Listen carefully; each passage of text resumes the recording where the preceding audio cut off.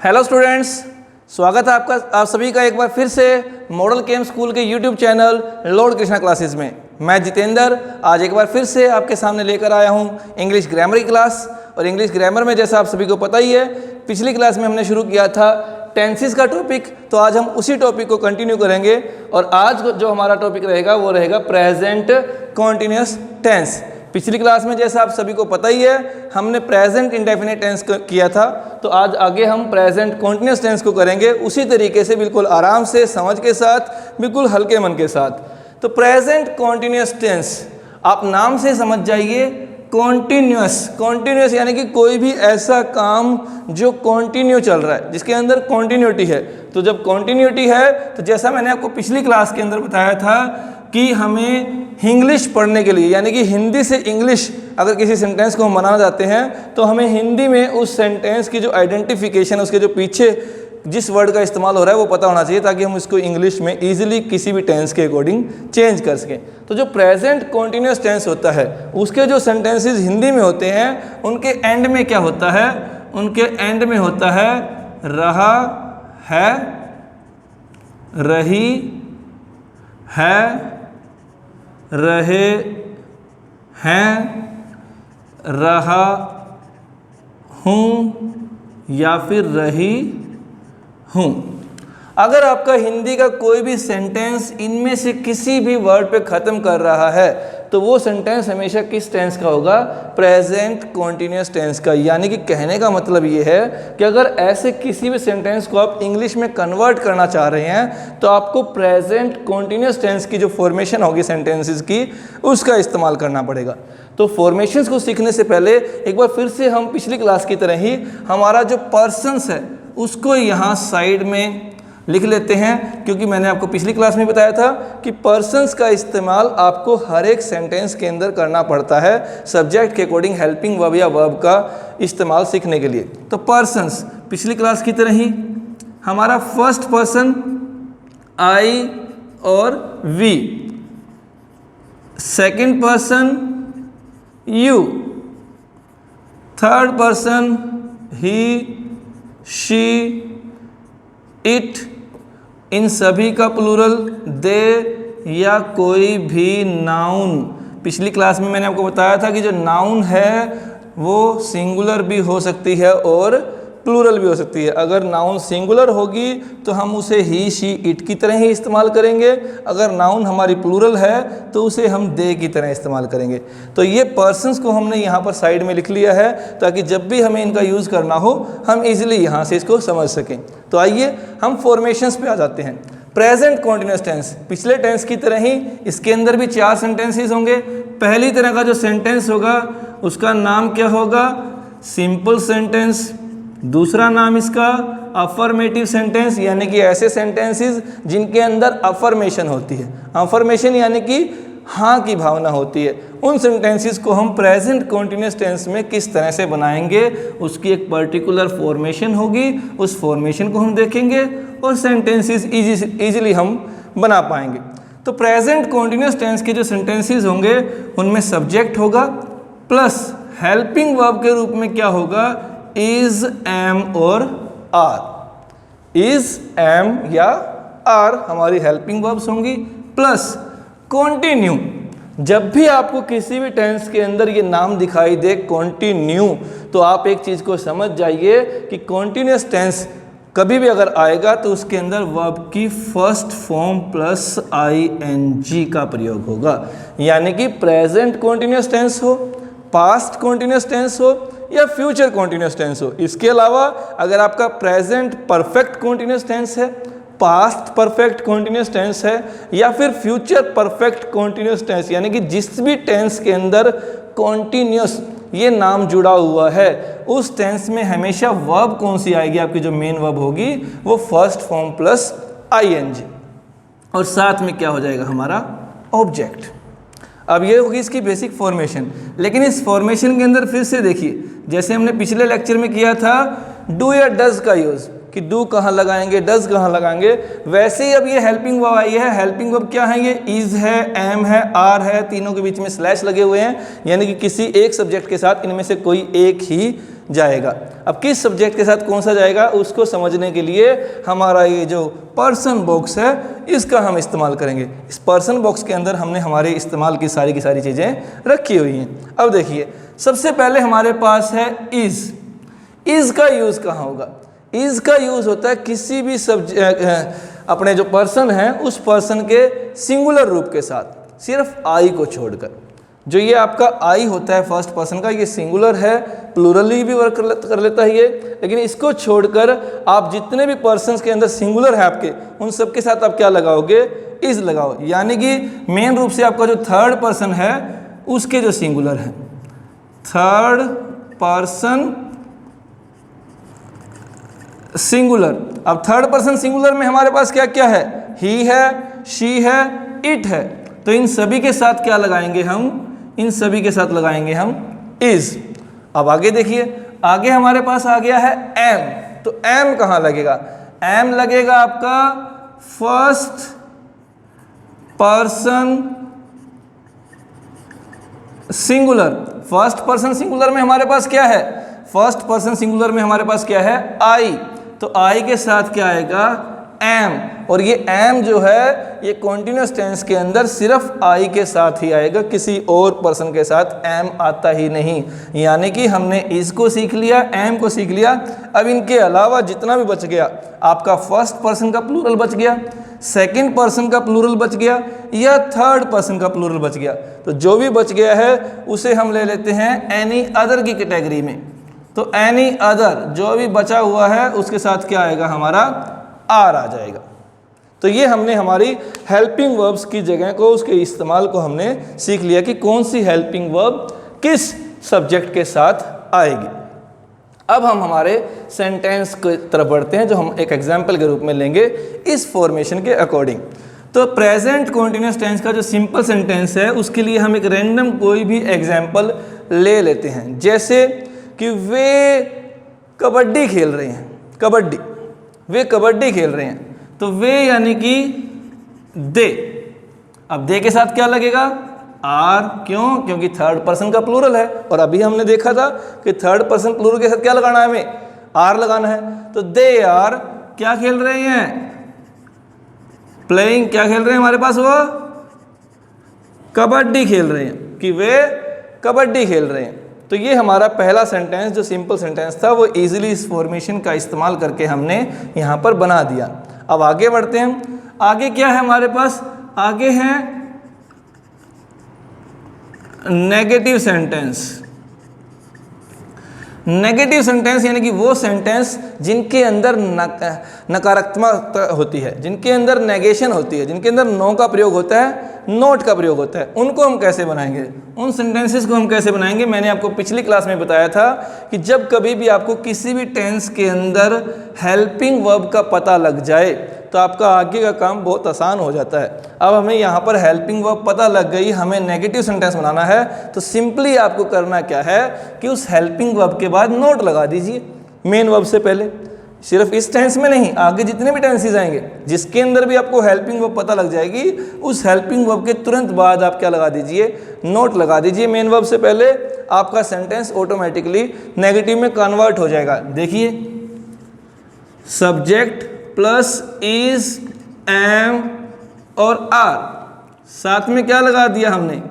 Note, helping verb के तुरंत बाद, प्लस फर्स्ट फॉर्म और आईएनजी प्लस ऑब्जेक्ट। ये हमारा सेंटेंस जो अभी तक सिंपल था वो नेगेटिव में कन्वर्ट हो गया, सिर्फ इस एक नोट को प्रॉपर जगह पर अगर हम लगा देते हैं तो नेगेटिव सेंटेंस हो गया।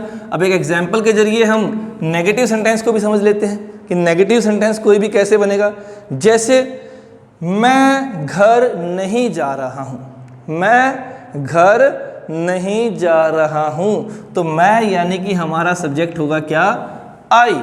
और आई के साथ मैंने बताया था कौन सी हेल्पिंग वर्ब लगती है? एम। जाना यानी कि गो, साथ में लगा दिया आईएनजी, आई एम गोइंग। लेकिन सेंटेंस कैसा है? नेगेटिव। तो नेगेटिव के लिए क्या करना है? अभी मैंने बताया आपको, हेल्पिंग वर्ब के तुरंत बाद क्या लगा देना है? नोट। तो आई एम नॉट गोइंग। अब हमारा हो गया ये नेगेटिव। कहाँ नहीं जा रहा हूँ? टू होम, कि मैं घर नहीं जा रहा हूँ। तो देखिए सिंपल सेंटेंस हो गया, सिंपल के अंदर नोट डाल दिया तो नेगेटिव सेंटेंस हो गया। अब अगली तरह का हमारा जो सेंटेंस है वो है इंटेरोगेटिव सेंटेंस। अब अगला सेंटेंस जो हमारा होगा इंटेरोगेटिव, वो किस तरह से बनेगा, उसके लिए भी वही आसान तरीका है जो मैंने आपको बताया है। क्या करना है आपको, कभी भी अगर आपको इंटेरोगेटिव सेंटेंस में किसी सेंटेंस को कन्वर्ट करना है तो सबसे आसान तरीका क्या है कि अगर आपको उस पर्टिकुलर सेंटेंस की हेल्पिंग वर्ब पता है तो उस हेल्पिंग वर्ब को उसकी जगह से उठाइए और उस हेल्पिंग वर्ब को सेंटेंस के स्टार्ट में ले आइए और सेंटेंस जहां एंड कर रहा है वहां के साइन ऑफ इंटेरोगेशन लगा दीजिए, आपका सेंटेंस ऑटोमेटिकली इंटेरोगेटिव बन जाएगा। अब हमारे पास हेल्पिंग वर्ब थी इज, एम और are plus subject plus V1 और ING प्लस ऑब्जेक्ट। देखिए हमने कुछ नहीं किया है, एक जरा सा चेंज किया है। सब्जेक्ट के बाद जो हेल्पिंग वर्ब आ रही थी उसे हमने सब्जेक्ट से पहले लगा दिया है, लास्ट में हमने साइन ऑफ इंटेरोगेशन लगा दिया फुल स्टॉप की जगह पर, और हमारा सेंटेंस अपने आप इंटेरोगेटिव बन गया है। हम एक एग्जाम्पल करके देखते हैं।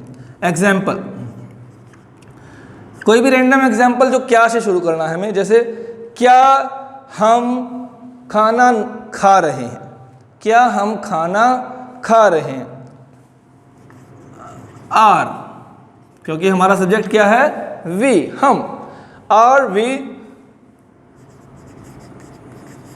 ईटिंग, हैविंग और टेकिंग, इनमें से किसी भी वर्ब का इस्तेमाल किया जा सकता है अगर आप खाने के बारे में बता रहे हैं। तो आर वी ईटिंग फूड, क्या हम खाना खा रहे हैं। तो ये हमारा बन गया इंटेरोगेटिव सेंटेंस। आगे बढ़ते हैं हम। आगे अब हमें क्या करना है, इसी सेंटेंस को अगर हम नेगेटिव में भी बदलना चाहते हैं, यानी कि हम सेंटेंस बनाना चाहते हैं इंटेरोगेटिव नेगेटिव सेंटेंस, यानी कि ऐसा सेंटेंस जिसके अंदर इंटेरोगेशन तो है ही है, साथ में क्या है, नेगेशन भी है। तो कैसे बनेगा, वही तरीका, यानी कि हम पहले हेल्पिंग वर्ब को आगे ले आए, फिर सब्जेक्ट। अब जैसे हमने नेगेटिव सेंटेंसेस के अंदर देखा था कि सब्जेक्ट के बाद हेल्पिंग वर्ब आती थी और हेल्पिंग वर्ब के बाद क्या आता था, नॉट।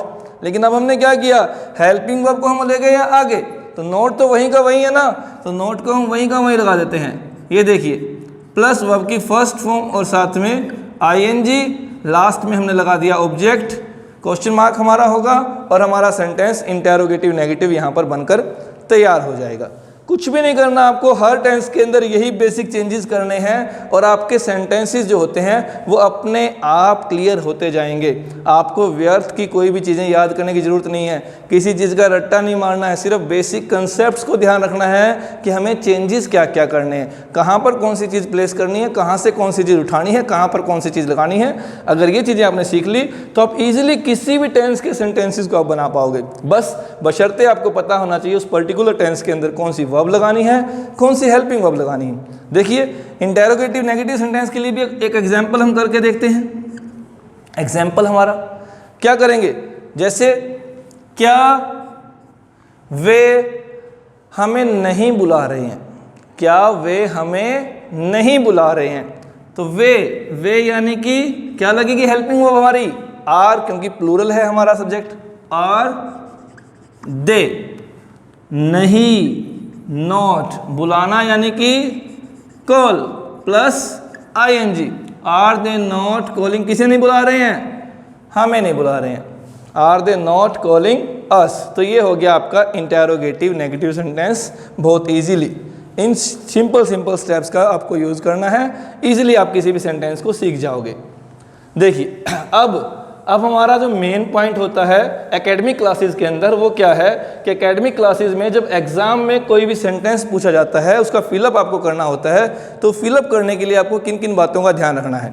सबसे पहले मैंने आपको पिछली क्लास में बताया था कि आपको एग्ज़ाम के अंदर इस तरह से कोई भी एक सेंटेंस दिया जाता है, कोई भी एक सेंटेंस होगा रैंडम, यहाँ पर कुछ भी लिखा होगा, उस सेंटेंस में किसी ना किसी एक जगह पर एक ब्लैंक छोड़ दिया जाएगा और आपसे कहा जाएगा कि इस ब्लैंक को फिल कीजिए। आपको इस सेंटेंस के साथ जो वर्ब दे रखी है, अक्सर वो फर्स्ट फॉर्म होती है, उस वर्ब की प्रॉपर फॉर्म को प्रयोग करके आपको इस ब्लैंक को फिल करना है। तो इस ब्लैंक को फिल करने के लिए आपको पता कैसे लगेगा कि यहाँ पर हमें कौन सा टेंस इस्तेमाल करना है, क्या हमें यहाँ पर प्रेजेंट कॉन्टिन्यूस टेंस इस्तेमाल करना है या नहीं करना है।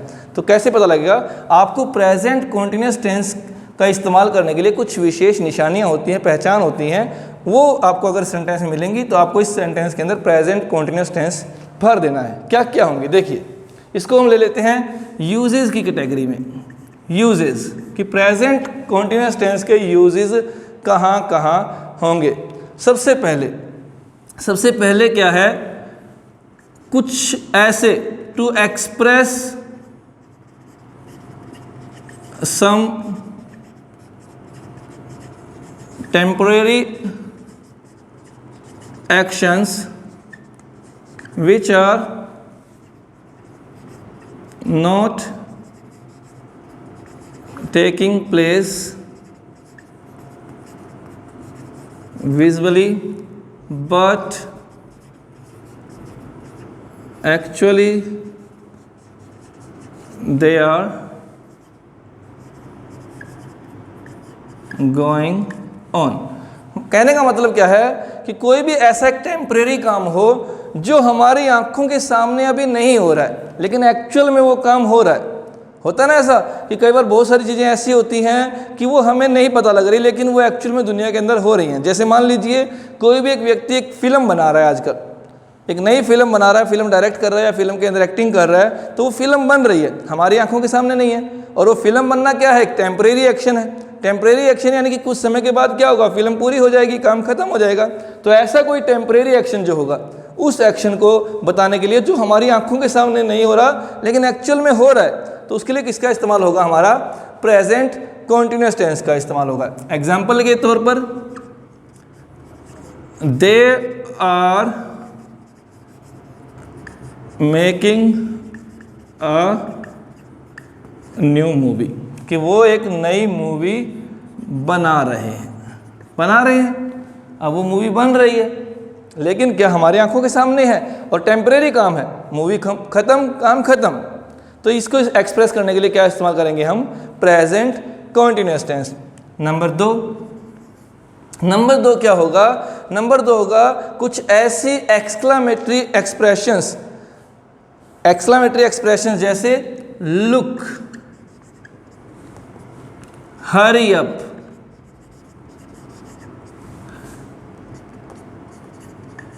Come fast, run fast, etcetera. अगर इस तरह की कुछ एक्सक्लामेटरी एक्सप्रेशंस आपके सेंटेंस के स्टार्ट में आ जाती हैं तो उस सेंटेंस के अंदर आपको क्या फिल करना है, उस सेंटेंस के अंदर आपको हमेशा प्रेजेंट कॉन्टिन्यूअस टेंस फिल करना है। जैसे एग्जांपल के तौर पर हम देखते हैं, जैसे look, they are going down.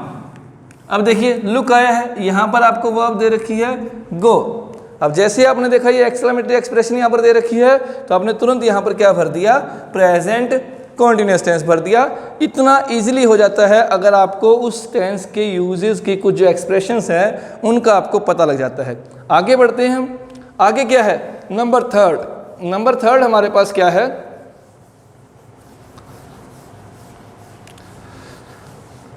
Number third हमारे पास क्या है, to express some fixed programs of, यहीं लिख लेते हैं, नियर फ्यूचर, यानी कि आने वाले समय में कोई फिक्स्ड प्रोग्राम है उसको हम बताना चाह रहे हैं। फिक्स्ड प्रोग्राम है कि हमें करना है ऐसा, उसको हम बताना चाह रहे हैं तो उसके भी लिए हम किसका इस्तेमाल करेंगे, प्रेजेंट कॉन्टिन्यूअस टेंस का। अब कुछ बच्चों को लगता है कि आने वाला समय तो फ्यूचर हो गया, तो वहाँ पर क्यों ना हम फ्यूचर टेंस का इस्तेमाल करके उसको बताएं। तो आप फ्यूचर टेंस की सहायता से भी उसको बता सकते हो, लेकिन प्रेजेंट कॉन्टिन्यूअस टेंस की सहायता से भी उसे बताया जा सकता है बहुत ही ईजिली। कैसे, देखिए, जैसे we are going to Delhi tomorrow. अब जैसे ये सेंटेंस आपके पास आ गया, अब देखिए कल नियर फ्यूचर है और नियर फ्यूचर का एक फिक्स्ड प्लान बना रखा है कि कल हम दिल्ली जा रहे हैं, तो दिल्ली जा रहे हैं बोल सकते हैं, हम ये बोल सकते हैं कि हम कल दिल्ली जाएंगे, we shall go to Delhi, ये भी ठीक होगा। लेकिन अगर आप इसको प्रेजेंट कॉन्टिन्यूअस टेंस की सहायता से बोलते हो तो उसको भी ठीक माना जाएगा, we are going to Delhi tomorrow. Number 4 क्या है, कुछ टाइम एक्सप्रेशंस होती हैं, टाइम शोइंग वर्ड्स होते हैं, अगर वो किसी सेंटेंस में आपको दिखाई दे जाएं तो वहाँ पर भी आपको प्रेजेंट कॉन्टिन्यूअस टेंस लगाना है। जैसे एग्जाम्पल के तौर पर क्या क्या चीज़ें, जैसे नाउ अगर किसी सेंटेंस में दिया हो, नाउ ए डेज दिया हो किसी सेंटेंस के अंदर, दीज डेज दे रखा हो आपको किसी सेंटेंस के अंदर, एट प्रेजेंट दिया गया हो, एट दिस मोमेंट आपको दिया गया हो, या फिर एट द मोमेंट आपको दिया गया हो, एक्सेट्रा एक्सेट्रा। अगर ये कुछ टाइम शोविंग वर्ड एक्सप्रेशंस आपको दे रखी हैं तो उस सेंटेंस में भी आप क्या भरोगे, हमेशा प्रेजेंट कॉन्टिन्यूअस टेंस भरोगे। जैसे वी आर लर्निंग, क्या लर्न कर रहे हैं हम, we are learning the rules of tenses these days, कि इन दिनों हम क्या सीख रहे हैं, टेंसेस के रूल्स को सीख रहे हैं। आपको वर्ब दी हुई मिलेगी इसी तरह से, लर्न आपने देखा कि उसमें क्या दे रखा है आपको, दीज डेज दे रखा है, और जैसे आपने दीज डेज को देखा आपको तुरंत ध्यान में आया कि हाँ इस तरह की टाइम एक्सप्रेशन के साथ क्या आता है, हमेशा प्रेजेंट कॉन्टिन्यूअस टेंस आता है। तो ये था आपका प्रेजेंट कॉन्टिन्यूअस टेंस और उसके एग्जामिनेशन पॉइंट ऑफ व्यू से जो यूजेस होते हैं वो। ठीक है, होपफुली आपको यहाँ तक समझ में आ गया होगा। हमारे पास टाइम है तो हम थोड़ा सा और आगे बढ़ जाते हैं। प्रेजेंट कॉन्टिन्यूअस टेंस को यहाँ से हम हटा देते हैं और ले आते हैं हम हमारा अगला टेंस। हमारा अगला टेंस जो है वो है present perfect tense. Present perfect tense, perfect नाम ही देखिए कितना अच्छा, परफेक्ट, परफेक्शन, कंप्लीशन। तो यानी कि जो भी काम कंप्लीट हो चुका है, परफेक्ट हो चुका है, उसमें क्या आएगा, प्रेजेंट परफेक्ट टेंस आएगा। तो पहचान यहीं से निकल आएगी आपकी, चुका है, चुकी है, चुके हैं, चुका हूं या फिर चुकी हूं। तो यानी कि अगर सेंटेंस इस पे एंड कर रहा होगा आपका कोई भी हिंदी का सेंटेंस, तो प्रेजेंट परफेक्ट टेंस की जो फॉर्मेशंस होंगी उसकी सहायता से आप उस सेंटेंस को इजीली कर पाओगे। तो एक एक करके हम सेंटेंसेस को लेते हैं। सबसे पहले हमारे पास है सिंपल सेंटेंस। सिंपल सेंटेंस यानी कि अफर्मेटिव सेंटेंस। सिंपल सेंटेंसेस कैसे बनेंगे, सब्जेक्ट होगा प्लस हेल्पिंग वर्ब के रूप में हैज़ या हैव होगा, प्लस थर्ड फॉर्म होगी और ऑब्जेक्ट होगा आपका। अब देखिए यहां पर फिर से हम हेल्पिंग वर्ब पे आ जाते हैं। हमारी हेल्पिंग वर्ब यहां पर है हैज़ और हैव। अब सबसे पहले तो एक चीज, ये जो हैज़ है आपका, इस हैज़ के बारे में मैं विशेष तौर पर कई बार बात करता हूं जब भी अपनी क्लास लेता हूं। हैज़ क्या है, हैज एक्चुअल में अगर देखा जाए तो किसी भी तरह की कोई वर्ब नहीं है। हैव जो है वो एक्चुअल में क्या है, हैज जो है आपका वो हैव्स है। जैसे डू से बना था डज, वैसे ही हैव से बना है क्या, हैव्स। लेकिन क्या होता है कि पूरी दुनिया के अंदर दो तरह की इंग्लिश बोलने में प्रयोग की जाती है। वो क्या क्या है, वो एक्सेंट है, एक तो हमारा अमेरिकन एक्सेंट और दूसरा एक्सेंट होता है ब्रिटिश इंग्लिश का एक्सेंट। तो जो हमारे इंडिया के अंदर हम इंग्लिश इस्तेमाल कर रहे हैं बोलने में, वो क्या होती है, ब्रिटिश इंग्लिश। और जो ब्रिटिश इंग्लिश का एक्सेंट होता है उसके अंदर क्या हुआ कि जो ब्रिटिश लोग हैं उनका एक्सेंट हमसे थोड़ा सा फास्ट होता है। तो वो जब इंग्लिश को बोलते थे तो बोलने के दौरान वो क्या करते थे, जैसे हम बोलते हैं नॉर्मली इट हैज़, लेकिन जब ब्रिटिश लोग बोलते थे तो क्या बोलते थे, it has, it has. Actual में बोल रहे होते थे हैव्स, लेकिन जब वो सुनाई पड़ता था क्या सुनाई पड़ता था, हैज़। तो इसलिए उस हैव्स का ही क्या बन गया है, हैज़। लेकिन अब क्योंकि बन चुका है तो हमें हमारे यूजुअल यूज़ के अंदर उसे हैज़ ही रखना होगा। चलिए, ये तो थी एक नॉर्मल बात हमारी। अब हमारे पास फॉर्मेशन आ गई है, हमें देखना है कि हैज़ कहाँ लगेगा और हैव कहाँ लगेगा, क्योंकि इन दोनों के बीच में भी क्या लगा हुआ है, इन दोनों के बीच में भी हमारे पास क्या लगा हुआ है, एक स्लैश लगा हुआ है। और स्लैश का मतलब क्या है कि एक टाइम में दोनों में से कोई एक आएगा। अब कब कौन सा आएगा, सबसे पहले इसको देखेंगे। सबसे पहले हैज़ कहाँ आएगा, हैज़ कहाँ आएगा, आपका जो ये थर्ड पर्सन है, इस थर्ड पर्सन के जो आपके सिंगुलर्स हैं, कोई नाउन अगर सिंगुलर है, ही शी इट है, तो थर्ड पर्सन सिंगुलर्स के साथ क्या आएगा, हमेशा आपका हैज़ आएगा। थर्ड पर्सन सिंगुलर, अगर आपका सब्जेक्ट थर्ड पर्सन सिंगुलर है तो उसके साथ आपको क्या लगाना है, हैज़ लगाना है।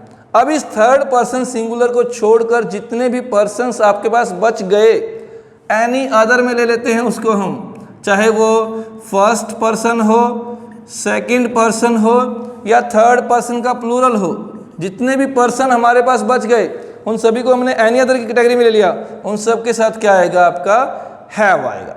यानी कि सिर्फ थर्ड पर्सन सिंगुलर को ध्यान रखेंगे हम कि उसमें क्या आना है, हैज़ आना है, उसके अलावा जो बच जाएगा उस सब में क्या आएगा, हमारा हैव आ जाएगा। तो ये तो था हैज़ और हैव का यूज़ कि वो कहाँ कहाँ आएंगे। अब एक सेंटेंस हम करके देखते हैं एग्जाम्पल के तौर पर। एग्जाम्पल, जैसे हमने एग्जाम्पल बोला कि मैं यह मूवी देख चुका हूँ, कोई भी मूवी है जिसे मैं देख चुका हूँ, अगर मैं उसको बताना चाह रहा हूँ तो मैं कैसे बताऊँगा। देखिए, सब्जेक्ट कौन है, आई के साथ क्या लगेगा, अभी मैंने बताया था हैव। थर्ड फॉर्म देख चुका हूँ, देखना यानी कि सी सा सीन, तो I have seen this movie, कि मैं ये मूवी देख चुका हूं। तो ये हो गया हमारा सिंपल सेंटेंस। अब आगे आ जाते हैं हम, आगे क्या है हमारे पास, अगला है हमारे पास नेगेटिव सेंटेंस। अब नेगेटिव सेंटेंस के लिए भी वही चीज़ मैंने आपको बताया कि जब भी नेगेटिव सेंटेंस बनाना है तो क्या करना है, सिर्फ नोट लगा देना। नोट लगाने की प्रॉपर प्लेसिंग आपको ध्यान रखनी है। प्रॉपर प्लेसिंग क्या है, प्रॉपर प्लेसिंग है हेल्पिंग वर्ब के बाद। हेल्पिंग वर्ब हमारे पास क्या है, हैज़ और हैव। तो हमारी जो फॉर्मेशन बनेगी वो बनेगी सब्जेक्ट प्लस हैज़ और हैव प्लस नोट V3 और ऑब्जेक्ट। बस प्रॉपर प्लेसिंग हमें नोट की कर दी, हमारा नेगेटिव सेंटेंस तैयार हो गया है। एग्जाम्पल देखते हैं हम कोई भी एक एग्जाम्पल करेंगे, रैंडम एग्जाम्पल कोई भी करेंगे हम। वो क्या होगा, जैसे हमने एक एग्जाम्पल ले लिया कि वह खाना नहीं खा चुकी है, खाना नहीं खा चुकी है, तो वह यानी कि लड़की है तो क्या हो जाएगा, शी हैज़ नॉट। खाने के लिए हम हैव भी लिख सकते हैं, टेक भी लिख सकते हैं, ईट भी लिख सकते हैं। तो हम यहाँ पर सिंपली ईट लिख लेते हैं, she has not eaten food, वह खाना नहीं खा चुकी है। तो ये हो गया आपका नेगेटिव सेंटेंस। आगे बढ़ जाते हैं हम थोड़ा सा और, अगला हमारा क्या हो जाएगा, अगला हमारा हो जाएगा इंटेरोगेटिव सेंटेंस। इंटेरोगेटिव सेंटेंस यानी कि प्रश्नवाचक वाक्य। अब इसमें क्या करना हमें, इसके लिए भी मैंने आपको बताया है कि जब भी किसी भी टेंस का आपको इंटेरोगेटिव सेंटेंस बनाना है और उस पर्टिकुलर सेंटेंस की हेल्पिंग वर्ब आपको पता है, तो बस उस हेल्पिंग वर्ब को उसकी जगह से उठा लीजिए और सब्जेक्ट के आगे लगा दीजिए। आपका इंटेरोगेटिव सेंटेंस ऑटोमेटिकली क्या हो जाएगा, तैयार हो जाएगा। देखिए, हमने हेल्पिंग वर्ब को उठाया, स्टार्ट में लगा दिया, बाकी सभी चीज़ें हमने यूं की यूं लगा दी। जब हम बाकी सभी चीज़ों को यूं का यूं लगा देंगे तो हमारा ऑटोमेटिकली सेंटेंस जो होगा वो क्या हो जाएगा, तैयार। Has have plus subject, third form और ऑब्जेक्ट, हमारा इंटेरोगेटिव सेंटेंस यहाँ पर तैयार हो गया। हम एक रैंडम एग्जाम्पल करके देखते हैं। जैसे, क्या वे मैच जीत चुके हैं, क्या वे, कोई भी एक मैच है, जीत चुके हैं, तो वे यानी कि दे, और दे के साथ क्या लगेगा, हैव दे। जीतना यानी कि विन, और विन की थर्ड फॉर्म क्या होगी, won. Have they won the match, कि क्या वे मैच जीत चुके हैं। तो ये था हमारा इंटेरोगेटिव सेंटेंस। हमारा जो लास्ट तरह का सेंटेंस बच गया है वो क्या बच गया है, interrogative negative sentence. Interrogative negative वही चीज़ें जो हम दोहराते आए हैं, सिंपल, सिर्फ बेसिक चीज़ों के अंदर थोड़े थोड़े चेंजेस। अब हमारा इंटेरोगेटिव सेंटेंस प्रेजेंट परफेक्ट का बना रहे हैं हम, देखिए कैसे बनेगा। इंटेरोगेटिव नेगेटिव सेंटेंस, अभी हमने इंटेरोगेटिव बनाया है, उसी के अंदर कुछ बेसिक चेंजेस अगर हम कर देंगे तो हमारा सेंटेंस बन जाएगा इंटेरोगेटिव नेगेटिव। देखते हैं हम क्या क्या चेंजेस करने पड़ेंगे हमें। हेल्पिंग वर्ब सबसे पहले हम आगे लेकर आए ताकि सेंटेंस इंटेरोगेटिव बन सके। हेल्पिंग वर्ब आगे आ गई, सेंटेंस इंटेरोगेटिव हो गया। प्लस सब्जेक्ट प्लस, अब क्योंकि नेगेटिव है तो क्या लग जाएगा, नॉट। नॉट कहाँ लगेगा, अब सब्जेक्ट के बाद, प्लस थर्ड फॉर्म लग रही है, प्लस क्या हो जाएगा, ऑब्जेक्ट, और लास्ट में हम लगा देंगे साइन ऑफ इंटेरोगेशन, क्योंकि सेंटेंस कैसा है, इंटेरोगेटिव। भले ही वो नेगेटिव है लेकिन है तो इंटेरोगेटिव ना, तो लास्ट में साइन ऑफ इंटेरोगेशन। एक एग्जांपल हम करके देखते हैं, कोई भी रैंडम एग्जांपल, जैसे क्या वह होमवर्क पूरा कर चुकी है, क्या वह अपना होमवर्क पूरा कर चुकी है, लेकिन सेंटेंस कैसा है, नेगेटिव, तो क्या बना देंगे इसी को हम, क्या वह अपना होमवर्क पूरा नहीं कर चुकी है। तो वह यानी कि लड़की यानी कि शी, तो हैज़ शी नॉट, पूरा करना यानी कि कंप्लीट, और थर्ड फॉर्म क्या हो जाएगी, completed, has she not completed her homework, कि क्या वह अपना होमवर्क पूरा नहीं कर चुकी है। तो ये था हमारा लास्ट इंटेरोगेटिव नेगेटिव सेंटेंस। अब यहाँ तक तो हमने सीख ली इसकी बेसिक फॉर्मेशंस, सारी की सारी बेसिक फॉर्मेशंस को हमने सीख लिया। अब हमें इस पर्सन का भी इस्तेमाल नहीं है, इसको मिटा देते हैं हम। अब हम क्या सीखेंगे, अब हम सीखेंगे प्रेजेंट परफेक्ट टेंस के एग्जामिनेशन के अंदर जो पूछे जाते हैं सेंटेंसेस, उसमें इस्तेमाल कहाँ कहाँ पर होते हैं। तो कहाँ कहाँ होते हैं, देखिए सबसे पहले इसको हम यूजेस की कैटेगरी में ले लेते हैं। सबसे पहला यूज़ क्या होगा, अगर किसी भी सेंटेंस के अंदर एज येट, सो फार या फिर टिल नाउ होगा। एज येट, सो फार या टिल नाउ अगर किसी भी सेंटेंस में दिया हो तो वहाँ पर कौन सा टेंस भरना है हमें, प्रेजेंट परफेक्ट टेंस। जैसे एग्जाम्पल ले लेते हैं हम, एग्जाम्पल क्या हो जाएगा, they have not return till now, यानी कि कोई गया हुआ था वो अभी तक वापस नहीं आया है, तो वापस नहीं आया यानी कि till now. Return, have not return, हमने यहाँ पर फिल कर दिया, आपको एग्जाम के अंदर दिया गया मान लीजिए नॉट, और साथ में वर्ब दी गई आपको क्या, रिटर्न। आपने देखा सेंटेंस के अंदर टिल नाउ है तो तुरंत आपने क्या लगा दिया, have not return, negative sentence है। नंबर दो क्या है, ये आपको समझा देता हूँ मैं एक इस तरह के एग्जाम्पल के साथ। अगर आपको एक सेंटेंस कोई दिया गया है, उस सेंटेंस में कहीं पर भी आपको ब्लैंक छोड़ दिया गया है इस तरह से, और उस ब्लैंक के नज़दीक इस प्लेस पर या इस प्लेस पर आपको क्या दिया गया है, जस्ट या फिर ऑलरेडी, इन दोनों में से कुछ भी दिया गया है, तो आप इस टेंस में भी क्या, इस सेंटेंस के अंदर भी क्या भर सकते हैं, आप इस सेंटेंस के अंदर भी आप प्रेजेंट परफेक्ट का यूज़ कर सकते हैं। जैसे हम एक एग्जाम्पल देखते हैं, एग्जाम्पल में हमें समझ में आएगा इस चीज़ का। जैसे he has just left his house. अब देखिए जैसे ये सेंटेंस था, अब इस सेंटेंस में मान लीजिए यहाँ पर ये ब्लैंक छोड़ा गया है, और ब्लैंक से पहले या तो यहाँ पर या फिर यहाँ पर आपको जस्ट दे दिया गया था इस तरह से।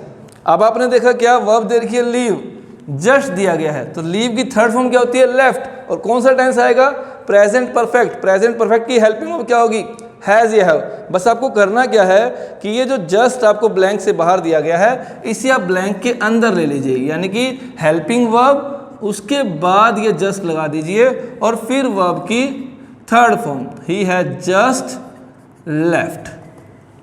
तो ये था आपका प्रेजेंट परफेक्ट टेंस। दो ही यूज़ होते हैं इसके, बहुत आसान से हैं। अगर आप करेंगे, थोड़ा सा टाइम देंगे, तो बहुत इजीली आपके सारे के सारे सेंटेंसेस आप कर सकते हैं।